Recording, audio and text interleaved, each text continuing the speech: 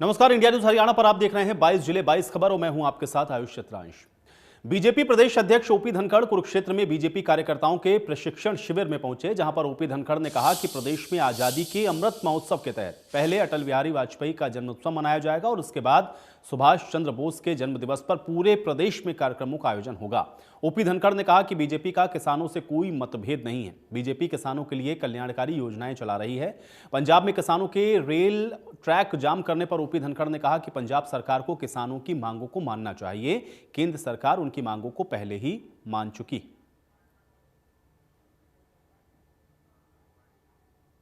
किसानों से प्रेम करते हैं, किसान हमसे प्रेम करते हैं। किसानों से बीजेपी की कोई तो एक साल का कमीशन गैप रहा। सारा का सारा जो है किसान सम्मान निधि से लेके फसल खरीद से लेके डायरेक्ट पेमेंट से लेके बीजेपी को किसान प्यार करते हैं, जैसे मैंने कहा, और बीजेपी भी किसानों को प्राथमिकता लेकर चलती है।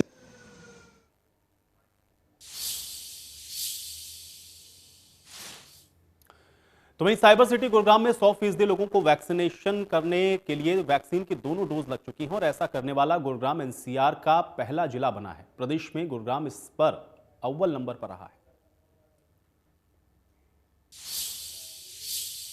ओमिक्रॉन के खतरे के बीच गुरुग्राम ने एक बड़ी अचीवमेंट हासिल की है। इस पर बात करने के लिए हमारे साथ गुरुग्राम के सीएमओ डॉक्टर वीरेंद्र यादव हैं, उनसे बात करते हैं। सर, एक बड़ी अचीवमेंट जो है वो गुरुग्राम ने हासिल की है, क्या अचीवमेंट है?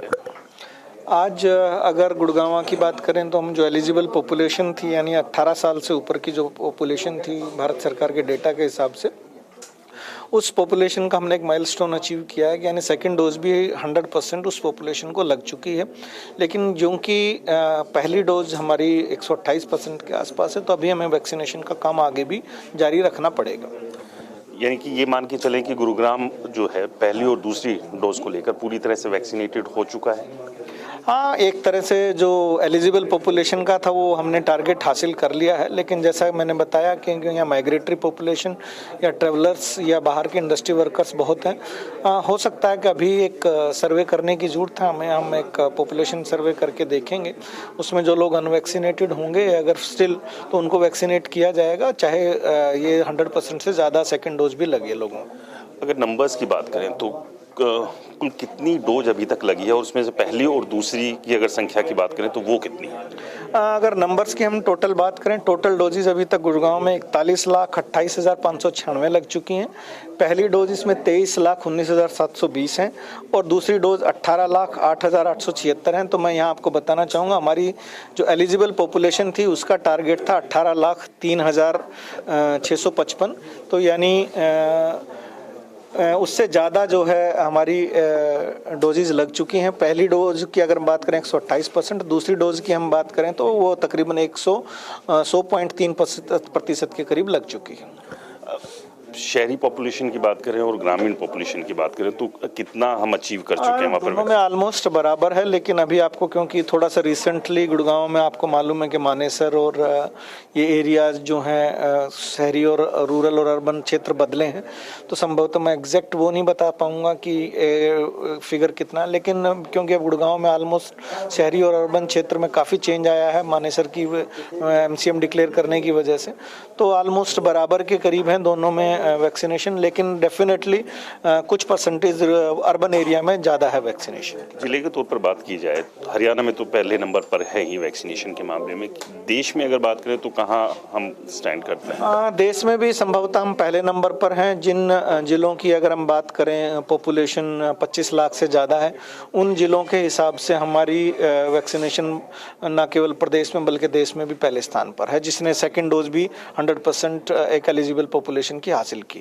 बहुत बहुत बधाई स्वास्थ्य विभाग को भी कि जिस तरह से जो अचीव किया है वैक्सीनेशन को लेकर। अगर दोनों डोज की बात करें तो गुरुग्राम में जो आंकड़ों के मुताबिक 100% जो पॉपुलेशन है उसको दोनों डोज लग चुकी है। यानी कि जो सुरक्षा का कवच है गुरुग्राम की पूरी आबादी को मिल चुका है। लेकिन इसके बावजूद कुछ ऐसे लोग हैं जो रह भी गए होंगे, तो उसके लिए भी स्वास्थ्य विभाग एक सर्वे करेगा ताकि कुछ अगर लोग बचे हैं तो उन तक भी वो वैक्सीन पहुंच सके।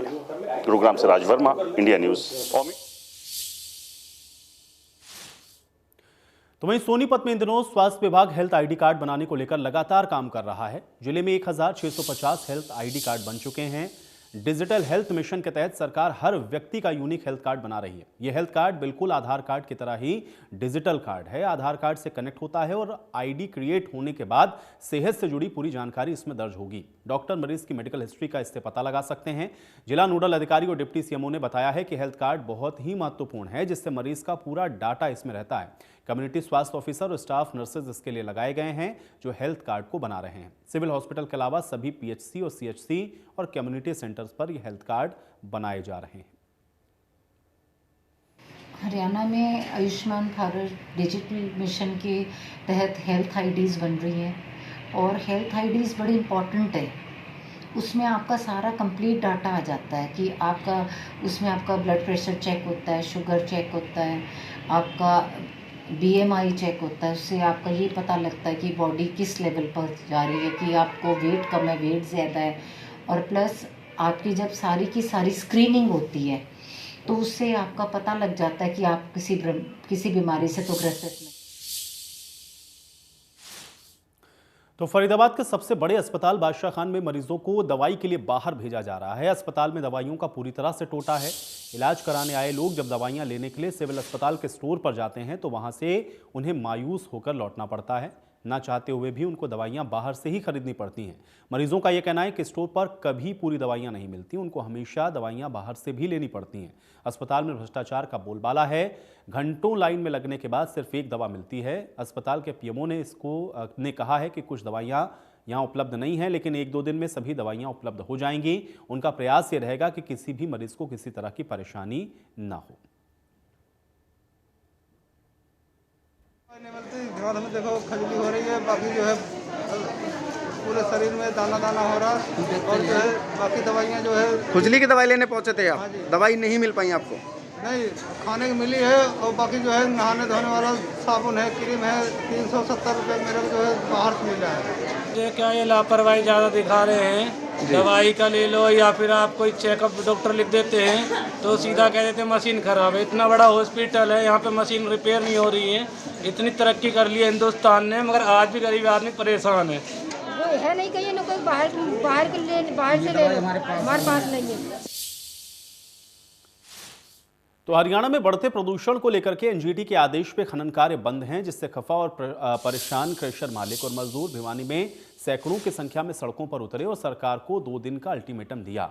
क्रेशर यूनियन ने चेतावनी दी कि वो 2 दिन के बाद अपने क्रेशर खुद चालू करेंगे और सरकार ने रोका तो भूख हड़ताल पर बैठ जाएंगे। आपको बता दें कि अक्टूबर माह में देश की राजधानी दिल्ली और एनसीआर क्षेत्र में पर्यावरण प्रदूषण का स्तर बेहद खतरनाक हो गया था। इसको लेकर के दिल्ली सरकार ने हरियाणा, पंजाब और यूपी सरकार पर पर्यावरण दूषित करने के आरोप लगाए। इसके बाद एनजीटी में एनसीआर में निर्माण और खनन कार्यों पर रोक लगाई गई। अब धीरे धीरे पर्यावरण में सुधार हुआ है तो निर्माण कार्यों को शुरू किया गया है। भिवानी समेत चरखी दादरी और नारनौल में क्रेशर पर अब 1.5 माह से पूरी तरह से बंद पड़े हैं। इससे क्रेशर मालिकों को रोजाना लाखों रुपए का नुकसान हो रहा है।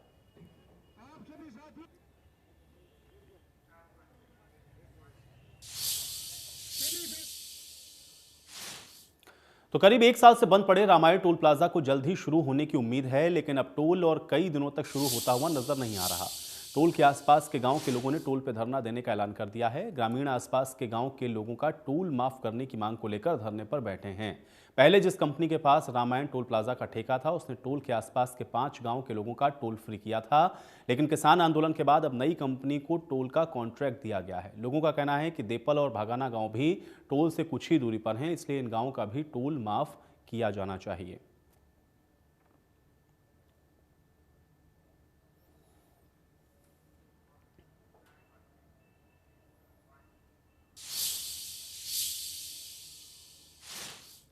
पंचकुला में हरियाणा वोकेशनल टीचर्स एसोसिएशन ने दूसरे दिन भी अपना आंदोलन जारी रखा है और ज्यादा संख्या में वोकेशनल टीचर विधानसभा कूच के लिए चंडीगढ़ बॉर्डर के पास पहुंचे हैं।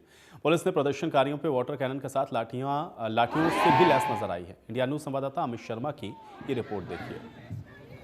हरियाणा वोकेशनल टीचर्स के दूसरे दिन के धरने के दौरान ये टीचर हरियाणा विधानसभा का घेराव करने के लिए कूच कर चुके हैं। इस समय हम मौजूद हैं हाउसिंग बोर्ड चौक के पास। ये पंचकुला और चंडीगढ़ का वो बॉर्डर एरिया है जहां से चंडीगढ़ में एंट्री की जाती है। इन वोकेशनल टीचर्स को पंचकुला पुलिस की ओर से और चंडीगढ़ पुलिस की ओर से यहीं पर रोकने की कोशिश की जाएगी, लेकिन टीचर्स की संख्या ज़्यादा है जो नारेबाजी करते हुए करीब 4 किलोमीटर से पैदल आ रही हैं। इनकी तरफ से दावा किया गया है कि ये लोग विधानसभा कूच के लिए जाएंगे, जबकि एक और यहाँ चंडीगढ़ पुलिस की ओर से बैरिकेडिंग की गई है। भारी मात्रा में चंडीगढ़ पुलिस फोर्स हो या पंचकुला पुलिस फोर्स हो, उसको तैनात किया गया है। खास बात यह है कि पैरामिलिट्री फोर्सेस के अंदर आईटीबीपी पुलिस फोर्स को तैनात किया गया है ताकि कोई भी अलग स्थिति बनने पर काबू पाया जा सके। टीचरों की संख्या भी ज़्यादा है क्योंकि पूरे हरियाणा से आज वोकेशनल टीचर पंचकुला में पहुंचे हैं। इस दौरान वोकेशनल टीचरों की ओर से कहा गया है कि करीब 110 से ज़्यादा महिलाएं हैं जो अपना मुंडन करवाने के लिए तैयार हैं। ये लोग अपनी मांगों को लेकर पिछले काफ़ी समय से धरना प्रदर्शन कर रहे हैं। अपनी अलग अलग जगहों पर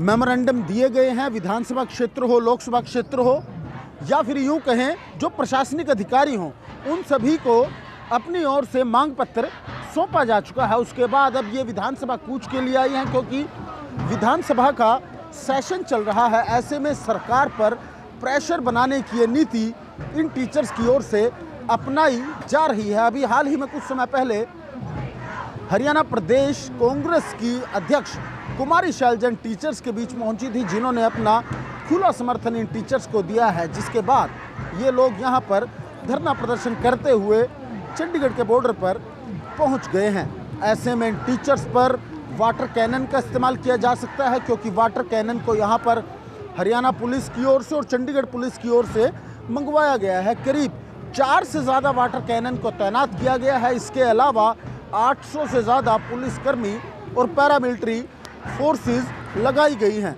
जो इन टीचर्स को यहाँ पर बॉर्डर पर रोकने की कोशिश करेंगे। कैमरामैन कपिल नागपाल के साथ अमित शर्मा, इंडिया न्यूज़ हरियाणा। करनाल में निजी स्कूल संचालक अपनी मनमानी कर रहे हैं और निजी स्कूलों में गरीब बच्चों को 134A के तहत दाखिला नहीं दिया जा रहा है। इसी को लेकर के अभिभावकों ने विरोध प्रदर्शन किया है। अभिभावकों ने जिला शिक्षा अधिकारी कार्यालय के बाहर धरना दिया।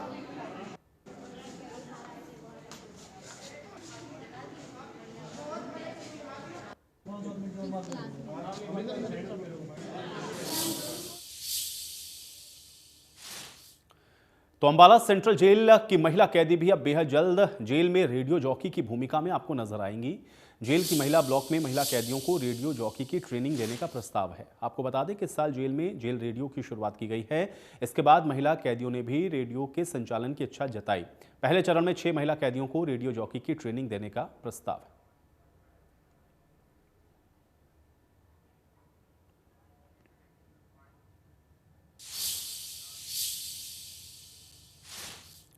नूंह में आंगनवाड़ी वर्कर्स और हेल्पर वेतन बढ़ोतरी की मांग को लेकर के लघु सचिवालय परिसर में धरना प्रदर्शन किया। सैकड़ों की संख्या में अनिश्चितकालीन हड़ताल 13वें दिन भी जारी रही। सरकार के खिलाफ इस दौरान जमकर नारेबाजी हुई। आंगनवाड़ी कार्यकर्ता के अनिश्चितकालीन धरने में बीजेपी जिलाध्यक्ष नरेंद्र पटेल पहुंचे। आंगनवाड़ी कार्यकर्ताओं को आश्वासन दिया कि आपकी बात को मुख्यमंत्री तक पहुंचाएंगे। आंगनवाड़ी वर्कर्स का कहना है कि आपकी बात से हम सहमत नहीं हैं। हमें जब तक सरकार लिखित में नहीं देती है तब तक हमारा यह अनिश्चितकालीन धरना प्रदर्शन जारी रहेगा।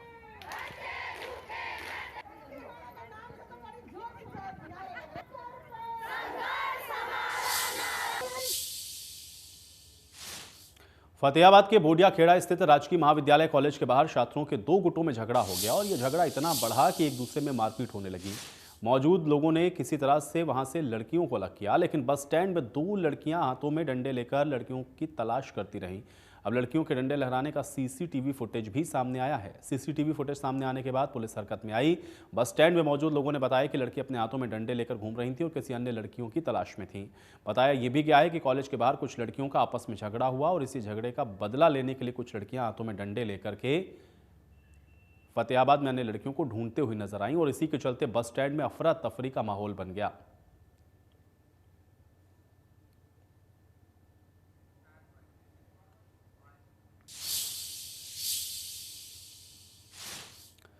बहादुरगढ़ में स्पा सेंटर्स पर पुलिस ने रेड मारकर 15 लोगों को आपत्तिजनक हालत में गिरफ्तार किया। स्पा सेंटर के संचालकों पर स्पा सेंटर की आड़ में अनैतिक कार्य करने के आरोप लगे हैं।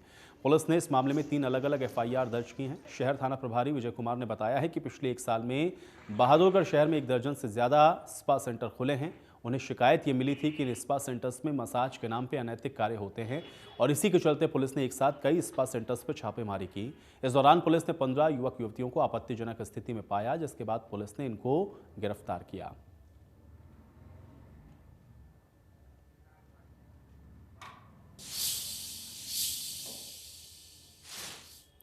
पलवल के फिरोजपुर राजपूत गांव में नीम के पेड़ पर एक 26 वर्षीय युवक का शव लटका मिला है, जिसके बाद इलाके में सनसनी फैल गई। आपको बता दें कि मृतक युवक पिछले 5 दिनों से घर से लापता था। सूचना मिलते ही युवक के परिजनों पुलिस मौके पर पहुंचे। पुलिस ने पोस्टमार्टम कराने के बाद शव परिजनों को सौंपा। मृतक के पिता विक्रम के बयान पर गुराकसर गांव के 6 नामजद लोगों के खिलाफ हत्या का मुकदमा भी हुआ। पिता ने आरोप लगाया कि वो लोग मृतक का धर्म परिवर्तन करवाना चाहते थे। उसे बहला फुसलाकर उसे करीब 38 लाख रुपए भी हड़प लिए गए थे।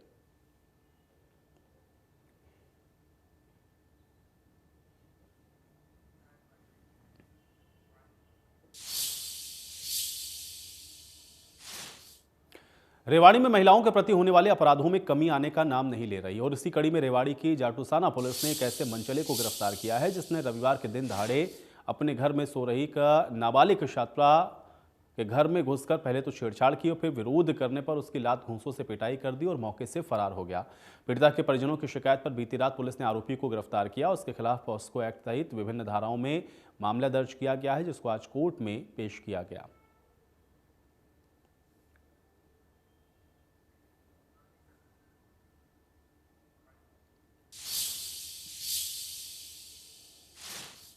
और चलिए इसी के साथ 22 जिले 22 खबर में मेरे साथ फिलहाल इतना ही।